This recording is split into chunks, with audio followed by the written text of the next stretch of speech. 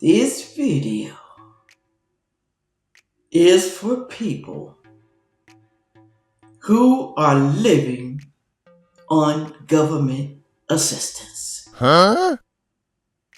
You need to pay attention because something really horrible is coming down the pike. What? Just for you. I'm sorry, y'all. I'm sorry.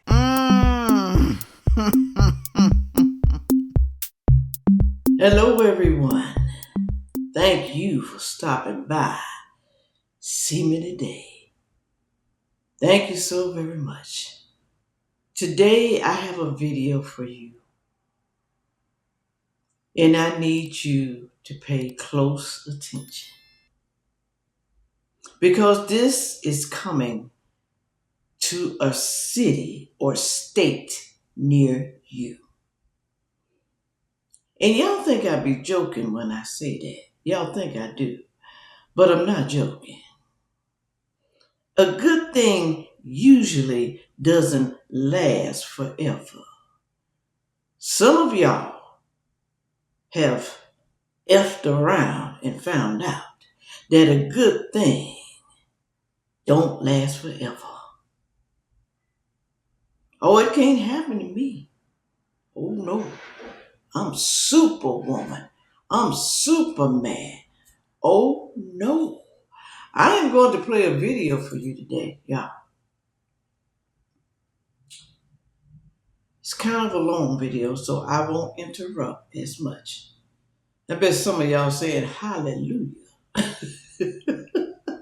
I understand, but I have to interrupt sometimes, y'all. I just can't play the whole video and don't say nothing. I can't do that. I keep telling y'all dummies down there in the comment section. I keep telling y'all. If you don't like it, just leave. Hell, that's all you gotta do. That's what I do when I watch certain videos.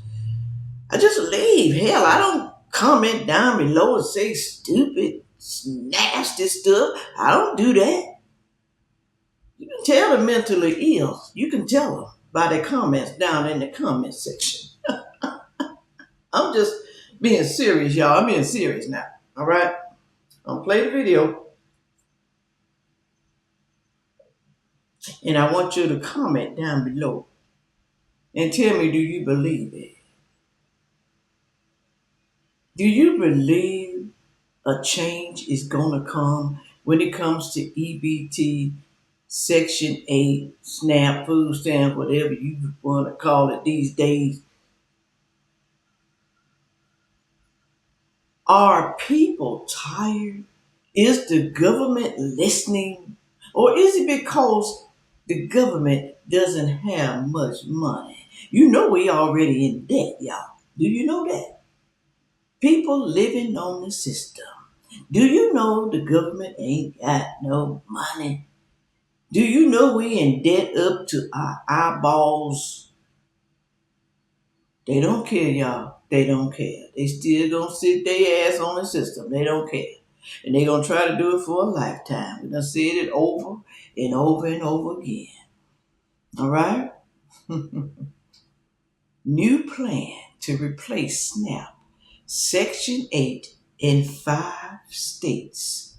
But like I said, if it's working out for these 5 states, what you think is going to happen?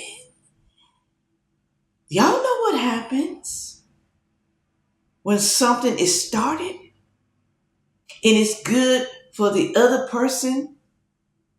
What's good for the goose is good for the gander. Is that what they say? Y'all know what happens? Poor things. I feel sorry for some of y'all. I really do. Let me play the video. Thank you for the PayPal, the Cash App to buy me a coffee. Thank you so very much. And thank you for the super thanks. I appreciate it. I appreciate everything y'all do for me. I really do. All right? And thank you for going over there to knickknackhaven.com. And like I said, the soap is coming very soon. In April, either the first week or the second week. All right? Moving right along. Here we go. Here we go now. Watch the whole entire video. I love it when y'all do that. Thank you. Here we go. Yeah. If you rely on SNAP benefits, Section 8 housing, child care assistance, or any kind of government support, there is a brand new proposal moving through Congress right now that could completely change everything for you. And I mean everything. A new plan is being pushed that would allow 5 states to replace SNAP, Section 8, and several other major assistance programs with a single experimental system. Nope. You notice she said experimental. You got to try it somewhere first, y'all. So 5 states will be experiment. You better pray and hope that it's not your state. 5. Coming to a city or state near your ass. I'm just saying. More guaranteed food benefits, no more guaranteed housing vouchers. Instead, one massive untested program run almost entirely by state governments with their own rules, their own eligibility standards, and their own priorities. See, that's what the Trump administration wants. They want the states to handle it. You have a problem in your states, people are hungry. They feel that the states should handle it, not the federal government, your state. Why are people starving and hungry in your states? Even though they're getting food stamps from the government's sick and tired. They're tired. Even though they're getting Section 8 money, they tired. We ain't got no money. You states, y'all gonna have to take up the slack. Or you're going to have to take up the whole damn thing. We're sick of y'all. We're sick of y'all and the people in your states. Because some states have more people than other states. They do, y'all. They do. Move right on. On the surface, this is being sold as a smart reform, a way to simplify the system and help families move up instead of getting stuck in poverty. But buried inside the fine print are some serious warning signs that could put millions of low-income Americans at risk. How is that going to help people? How is it? How is that going to help people? But she's going to tell you in a minute. Make sure you watch the whole video now. Don't be skipping. Don't be doing that. Programs that have existed for decades could suddenly disappear in those pilot states. The help families depend on every month could be turned into a limited pot of money that can run out. And history shows us that when changes like this are tried, they don't usually end well for the people who need help the most. So the big question is this. Is this new plan a genuine solution to the problems in our benefit system, or is it a dangerous gamble with your food, your rent, and your family's stability? Today, she said dangerous with your food and family stability. Is it dangerous for you? What they're trying to do? Is it dangerous for you? When you are responsible for your own food and you are responsible for your livelihood, you, not the federal government and not even your state, you decide to have a family. You decide to have children. You did. So it's your responsibility. It's okay to help you sometime. We don't mind helping you sometime. You know when things get rough and things happen. We don't mind that, okay? But it's your responsibility. Not the government and not the state. Yours. You decide to lay down and gap your legs wide open and let somebody bust a nut in there and you had multiple children. So that's on who? That's on you. Stop trying to blame other people. Stop trying to blame the government for what you have done in your life. Stop it, y'all. Damn. I'm going to break down exactly what this bill is proposing, which programs could be affected, how it might change the way benefits work, and what happened the last time the government tried something like this. Because this isn't just another boring piece of legislation. This could directly impact whether millions of families can afford groceries, keep a roof over their heads, or get the help they need to survive. Stop living beyond your means. Stop it. You know you can't afford steak, crab legs, all that expensive luxury food and meats. You know you can't. Stop buying it. Buy what you can afford. Buy it, okay? Chicken, rice, pasta, beans. Buy what you can afford until you get on your feet. And I know you say some of us never get on our feet, Sandfay, so we're not supposed to eat good. We're not supposed to. We're not. Well, go to a family member's house if you want some food, if you want some luxury food. Or maybe once a week, eat something that you really like. Twice a month, who knows? Once a month, go out and eat something. But some people overdo it. Like I said, they live above their means. And they don't care. And all they want to do is complain. I ran out of food. I ran out of food. Look at your budget. Look what you're buying. Why the hell are you complaining? You should know why you ran out of food. They give you enough money to last. They do, y'all. They do. Especially the people who've been sitting on the system for a long time. They get enough money. They do. They just want you to feel sorry. And by the end of this video, you're going to clearly understand what's really on the table and why this matters so much right now. Hi, I'm Susan Harper. I spend my time tracking changes to Social Security, housing assistance, food benefits, and government programs so everyday families don't get blindsided by decisions made in Washington. My goal is to take complicated policies and explain them in plain, honest language so you know exactly what's happening and how it could affect your life. And right now, there is a proposal moving forward called the Upward Mobility Act of 2026 that... So pay close attention to what she's saying. She's going to explain it to you. She wants to help y'all. Because the government is always doing y'all wrong. Always. Even though we got a lot of fraud. We got a lot of fraud in food stamps and Section 8. Medicaid.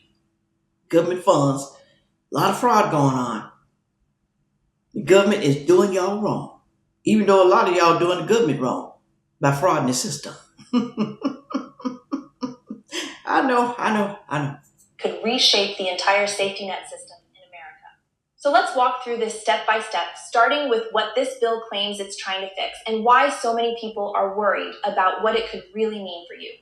Right now, the way assistance programs work in America is like a collection of separate islands. SNAP food benefits have their own rules and budget. Section 8 housing has a completely different system. Child care assistance, energy assistance, and cash aid programs all operate on their own tracks with their own applications, their own income limits, and their own deadlines. If you've ever had to apply for more than one type of help, you already know how confusing and exhausting that process can be. Different office... Sorry, y'all. Everybody's going by. Come on now. Come on. This is an alert. An alert. Come on. All right. I think it's leaving. There's different paperwork, different eligibility formulas.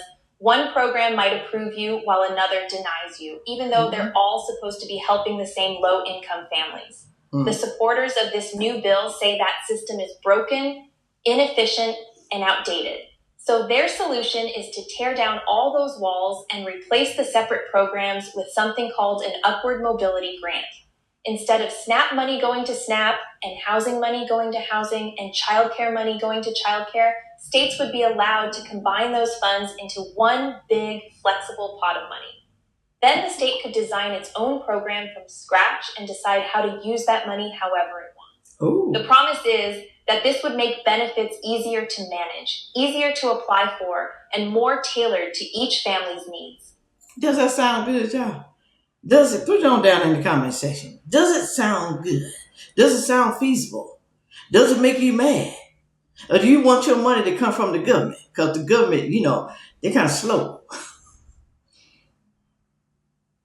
Slow. It take them a long time to find the fraud. Is this okay? Put it on down in the comment section. Does it sound good? Lawmakers pushing this idea argue that families shouldn't have to jump through 10 different hoops just to get basic help. On paper, it sounds reasonable. Fewer forms, fewer confusing rules, more coordination between programs. But they're going to have stiffer rules, y'all. Stiffer. Maybe less rules, but it's going to be stiff. You know what that means? It's going to be rough. It's going to be tough. To get in there, it's going to be rough, y'all. People don't like rough. They want smooth. Moving right along. Describe it as a common sense upgrade to an old system.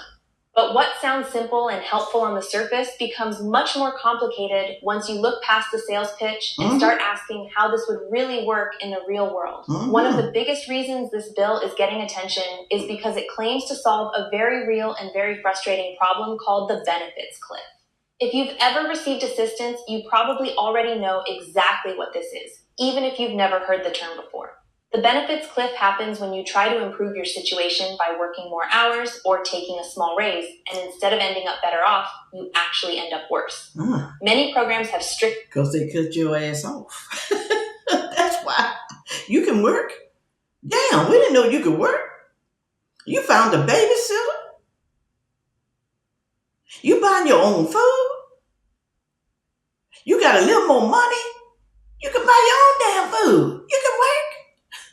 Just get some more hours. You can work. Oh, they ain't gonna like this. Income limits. So earning just a little more money can suddenly make you lose hundreds or even thousands of dollars in benefits. Imagine getting a $50 raise on your paycheck and then losing $400 in SNAP benefits because of it. It takes $1. $1 to get over that line that you were approved for. $1. Maybe 50 cents. I'm just telling you. That's the cliff. Instead of being rewarded for working harder, you get punished. This is not just a theory. It happens to real... Punished? So you get punished for working harder? That's a punishment? If they cut you off, that's a punishment. Because you're supposed to be working. You're not supposed to be relying on taxpayers. But it's a punishment if you work harder and try to do better for your family. What type of shit is that? What type? Families every single day. There are documented cases where people have turned down promotions, refused overtime, or avoided better paying jobs because they were terrified of losing the help they depended on. And they should. That's what I always said in my videos. People will work the bare minimum. They don't want to go over that line. That's why people won't do better in life. They refuse to do better. I want my benefits. I'm not going to work past such and such hours. I don't want to make such and such money. Don't give me no damn raise. Don't give me no raise. They're going to cut me off my benefits. That's how people actually feel, y'all. One study from the Federal Reserve Bank of Atlanta looked at a single parent with one child in Washington, D.C., and found that even if their income rose dramatically, from $11,000 a year all the way up to $65,000, they would see almost no real financial improvement because of how quickly benefits disappeared. Other research has shown that in some situations, earning just $1,000 more in wages can cause a family to lose $25,000 or more in assistance. That is an impossible situation for anyone trying to climb out of poverty. So the authors of the Upward Mobility Act say their bill would fix... How is that impossible? They should want to move out of poverty. Why do you want to sit there? Why? This is not good. I'm not talking about what they're trying to implement, but what they're trying to implement will probably be good. I know a lot of y'all won't think so, especially the ones sitting on the system. I understand. You want your meat, need it too. That's what you want, okay? But some of y'all been eating that damn meat too long for free. By replacing the cliff with something they call a slow slope. Under their plan, benefits would phase out gradually instead of dropping off all at once. Ooh. They claim you would never lose more than 50 cents in benefits and taxes for every additional dollar you earn. In theory, that means working more would always leave you better off instead of worse. And for anyone who has ever felt trapped by the current system, that idea sounds like a dream come true. But here is where the conversation takes a sharp turn. Because in order to create that smoother slope, the bill proposes changes that could completely reshape how assistance programs function in America. To make that slow slope possible, the bill would give state governments enormous new power over programs that are currently controlled by federal rules. Right now, SNAP benefits, housing vouchers, and other forms of assistance operate under national standards. The federal government sets the basic eligibility rules, the funding formulas, and the protections that make sure help is available to anyone who qualifies. You know what's going to happen?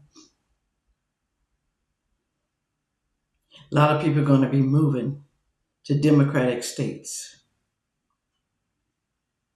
Democrats are for this mess.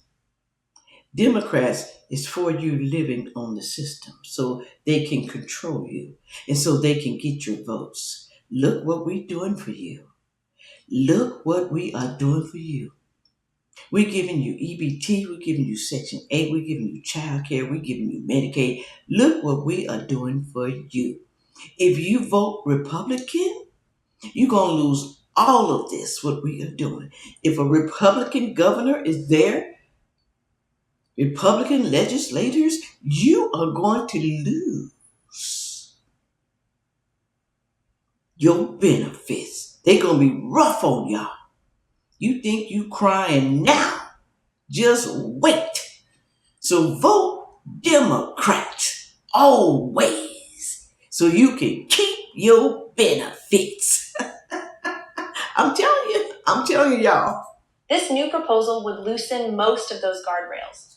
Instead of Washington overseeing how benefits are delivered, states would be allowed to take federal money that used to be dedicated to specific programs and combine it into one block grant with very few strings attached. In simple terms, the federal government would hand the cash over to the states and say, you figure it out. Supporters argue that this flexibility would let... You figure it out because we're tired. We got a headache, we're tired. We got other important stuff to run.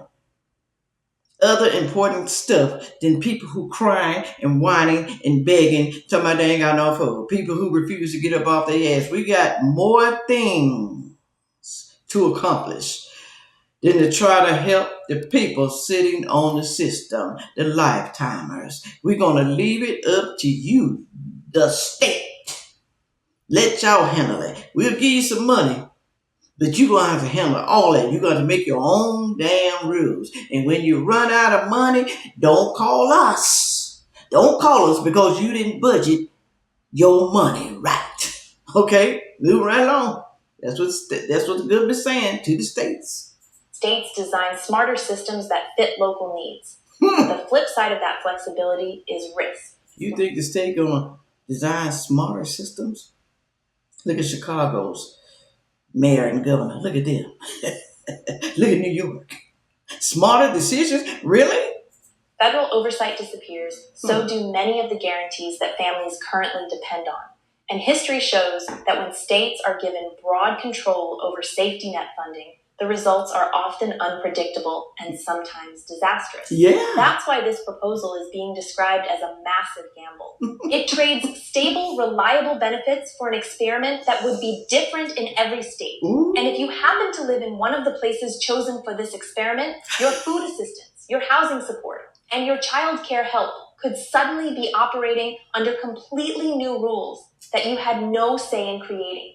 Lawmakers say this is necessary to fix the flaws in the current system. Critics warn that it could open the door to cuts, confusion, and chaos.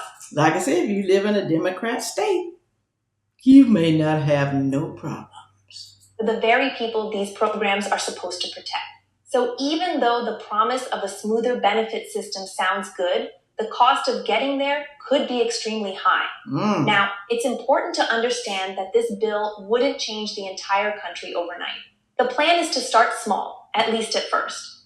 If the Upward Mobility Act becomes law, the federal government would select up to 5 states to serve as testing grounds for this new approach.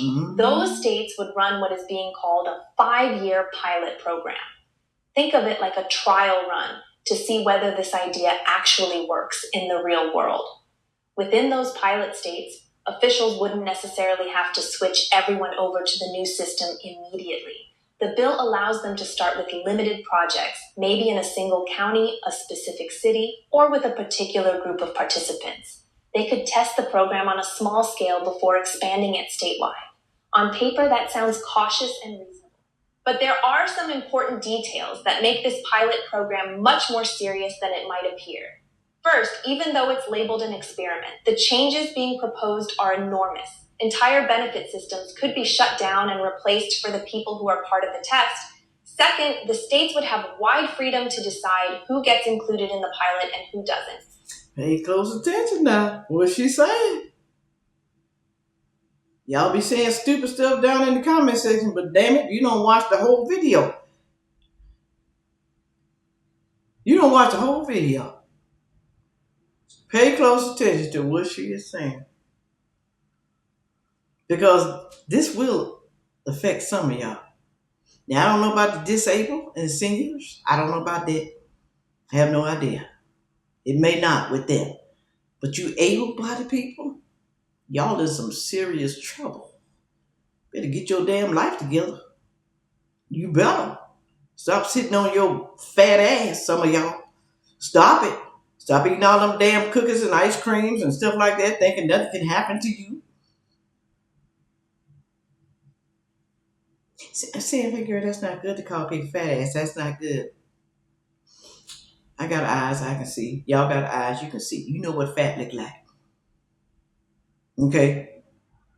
I've been fat in my life. I lost some weight. Okay? I haven't never been obese, but hell, I've been fat. Chunky. All right. When it's time for you to do something about it? Never? Get mad because somebody call you fat when it's true? Damn. Can't say it no more? What am I supposed to say? We run on. As long as they don't violate basic civil rights laws. That means a state could potentially choose participants in ways that make the program look more successful than it really is. And third, if these 5 states report back that the experiment worked based on their own definition of success, there is nothing stopping Congress from expanding this model to the rest of the country. What starts as a small pilot could quickly become the new normal for every SNAP recipient and every Section 8 household in America. So while supporters like to describe this as a careful test, the reality is that it could be the first step toward a complete national overhaul of how assistance programs operate. That's why even people who don't live in those 5 states need to pay close attention. The decisions made in a handful of pilot locations could eventually determine how benefits work for millions of families across the country. The money for these new upward mobility grants would not be brand new funding created out of thin air. It would come directly from the programs people are already using today. That is one of the most important pieces of this entire proposal. The bill specifically allows states chosen for the pilot to pull money from 10 major low-income assistance programs and roll all of it together into that single new system. We're talking... Pay close attention. Now, you paying attention? If you are, put it on down there in the comments section. Let me know you still watching. Let me know. Talking about SNAP food benefits, the actual money you receive on your EBT card every month, along with the administrative funds that keep that program running. We're talking about TANF cash assistance that many families rely on when they have no other income. Childcare subsidies that help parents go to work. LIHEAP energy assistance that keeps the heat on in winter and the air conditioning running in summer. So it's not just that. You talk about welfare checks too. I didn't know they still do that. Heating and light, electricity, utility bills. You know, some of y'all need money for your utility bills. You can't even pay your utility bills, even though you run your air conditioning all day long on 65 degrees. And in the wintertime, 80 degrees. Burning yourself up and your kids. Lord have mercy. I'm just telling you, it's going to be rough for some of y'all. It's going to be rough. You better do something right now. I don't care what you say. You better do something. You better at least try. Stop sitting on your ass complaining. We get tired of that. We want to see some action. Show us some action. If you show us some action, hell, somebody just might want to help you. They just might. Workforce programs meant to help unemployed people get back on their feet, community development block grants, and some of the biggest housing supports in the country, including Section 8 vouchers, public housing funding, and rural rental assistance. In other words, almost every major pillar of the current safety net could be folded into this experiment. If your state decided to participate, the traditional versions of those programs could stop for the people inside the pilot project, and the money that used to be guaranteed for specific purposes would instead be used however the state decided. That means your food money, your rent help, and your childcare support could all be merged together into one single system with brand new rules. Instead of knowing exactly what benefits you qualify... So they don't want all these different rules. We want one rule. We're going to roll everything in there together. Everything. Okay, one rule. so we can keep a watch on you. We're going to watch you. We're going to know what you're doing. We ain't dividing up nothing. Everything's going to be put together so we can see everything at one time. For under-established national guidelines, everything would depend on how your state chooses to redesign the program. Mm-hmm. For families who have built their budgets and their lives around the current system, that level of uncertainty is a huge deal. What has been stable and predictable for years could suddenly be replaced with something completely unfamiliar. The bill does include a few boundaries that states would still have to respect, but those boundaries are much narrower than many people realize. States would not be allowed to violate federal civil rights laws. They couldn't discriminate based on race, gender, religion, disability, or other protected categories. They would still have to follow federal immigration and citizenship rules about who is eligible for assistance. Basic labor standards like minimum wage laws and child labor protections would remain in place. Health and safety requirements for housing and food programs could not be ignored, and people would keep their right to choose whether to receive services from a religious provider or a non-religious one. Those are important protections, and they matter. But outside of those limited areas, states would be given extraordinary freedom to rewrite almost everything else. They could change income limits. They could change how benefits are calculated.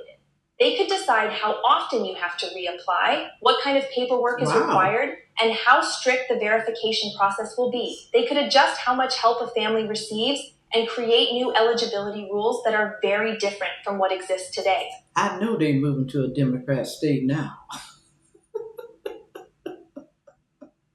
Whew.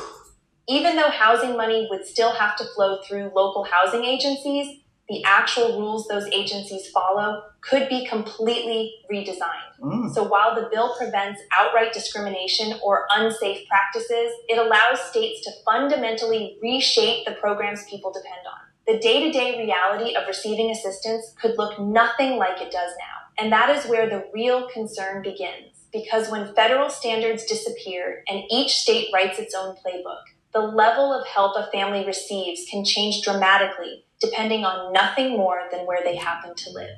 When you move past the legal language and start thinking about everyday life, the potential impact of this plan becomes much more personal and much more serious. Right now, programs like SNAP operate as entitlement programs. That means if you meet the qualifications, you are guaranteed to receive help. That means you are entitled to have help if you qualify. You're entitled. We don't know how long you are supposed to be entitled. We know, like I said, some of y'all been there forever and ever and ever. So you have been entitled forever. And why are you entitled forever? Because you refuse to do better in life. If we allow you to sit on your ass and do nothing, we allow it. The government does. Whew, yeah. Doesn't matter how many other people in your city or state are also eligible. The money is there because federal law requires it to be there. But once those funds are turned into a block grant under the Upward Mobility Act, that guarantee could disappear. Programs that are currently reliable could start working more like Section 8 or LIHEAP, where you can be fully eligible and still be placed on a waiting list simply because the money ran out. Imagine qualifying for food assistance on paper, but being told there is no funding left this year. That is a very real possibility under this model. Another major risk is what could be called a single point of failure. Today, if something goes wrong with one program, the others usually keep functioning. If you miss a deadline on your housing paperwork, your EBT card still works, and your child care subsidy doesn't automatically vanish. But under the new system, everything would be tied together in one unified file. And it's going to be stopped.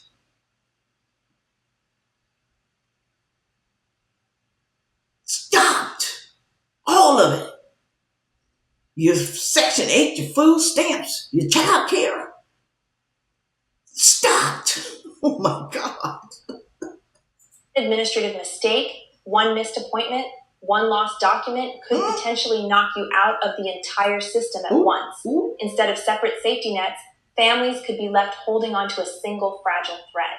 The bill even states that people who receive help through the upward mobility grants would generally not be eligible for assistance outside of that program.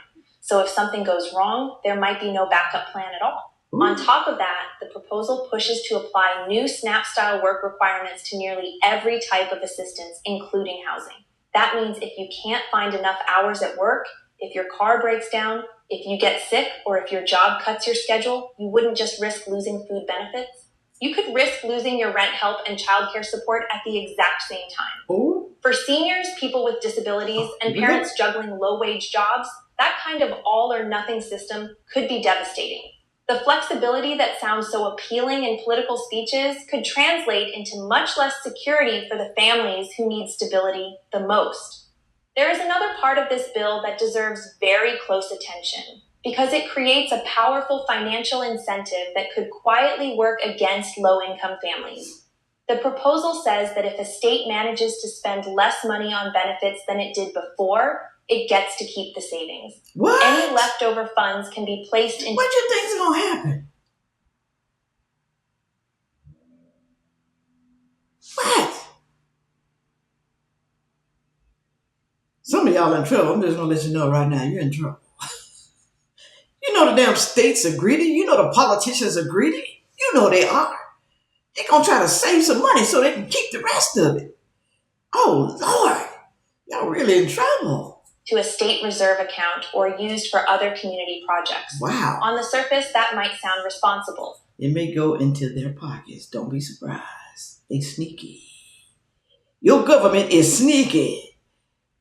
We have criminal politicians, crooks, thieves, sneaky. Like encouraging efficiency.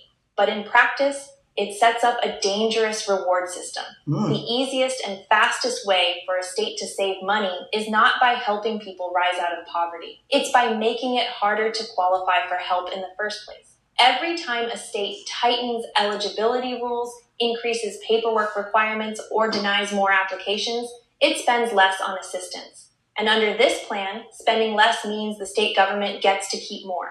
That creates a built-in motivation to cut benefits instead of expand them. Rather than being judged on how many families are fed or housed, states could be judged on how much money they didn't spend. If that sounds far-fetched, it shouldn't, because we have already seen this exact scenario play out before in America. When welfare programs were converted into block grants in the past, many states quickly discovered they could use the money for purposes that had little to do with directly helping poor families. Funds meant for struggling parents were redirected to unrelated projects, while the number of people receiving actual assistance dropped dramatically. This proposal risks repeating that same pattern on a much larger scale.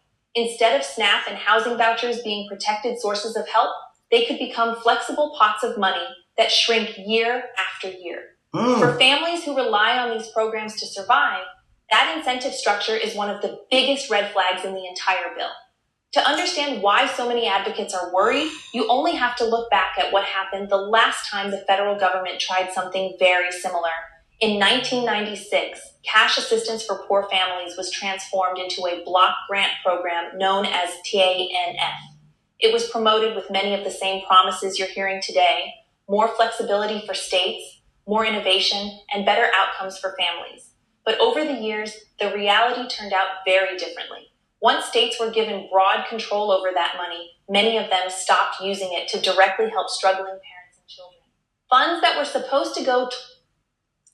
It's off. I didn't do that. I ain't cut her off. I ain't cut you off, girl. You cut your own self off. Now, let me tell you, that was a pretty good video.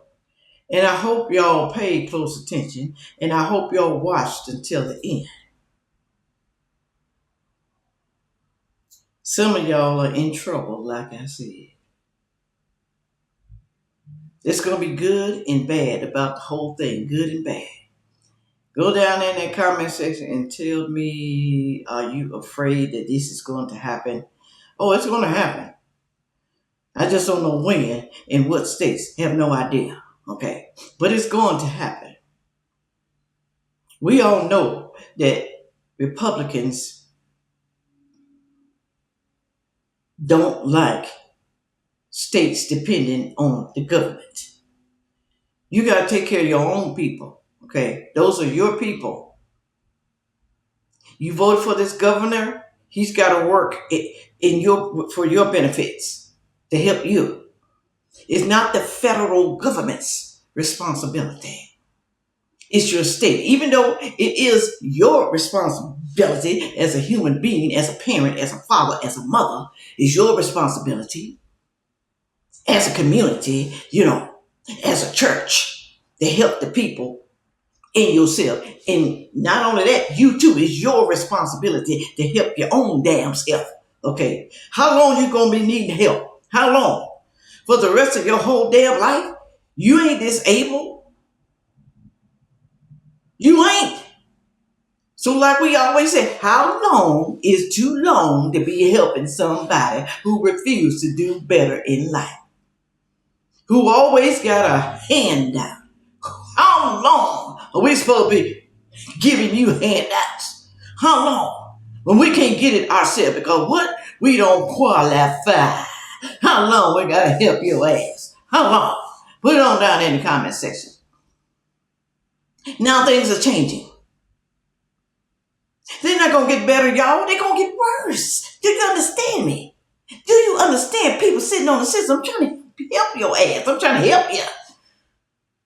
You think I'm not helping you because I'm talking about you? Because it's true, and you get mad, and you want to put some stupid mess down there in the comment section. You get mad because I'm telling the truth and people telling the truth. The truth does hurt, y'all. It hurts. Like somebody gonna stab you in the heart. It hurts. But what you gonna do about it? You just gonna keep going down in the comment section? Saying stupid shit? You just gonna keep going down there and doing that? You ain't gonna do nothing about your life? You ain't. Like I said, your children looking at you, your family looking at you, your neighbors, everybody. Because they're sick of you. I'm just telling you, y'all. Things are changing. You better start doing better. This little lady said a whole lot. And she ain't lying. She ain't lying. You can look up some of that stuff yourself, okay? They might try to hide it from me right now, but there are a couple of things that you can look up for yourself, all right, and see if she's lying. Because that was a whole lot. And I believe her. I really do. She don't look like a person that come on here and lie. It just don't look like it. So go down in that comment section. Tell me what you think about this whole video, and thanks for watching the whole entire video. And you need to pass this video to someone who's sitting on the system, who doesn't want to do anything with themselves. Pass it on to them. They might appreciate it, and they might not. But it don't matter, at least you told them and you showed them. You did your part already because you love them. All right? You did your part. With all that being said, make sure you like, share, comment, and subscribe. And watch the whole entire video that's coming up next. Thank you. Yeah.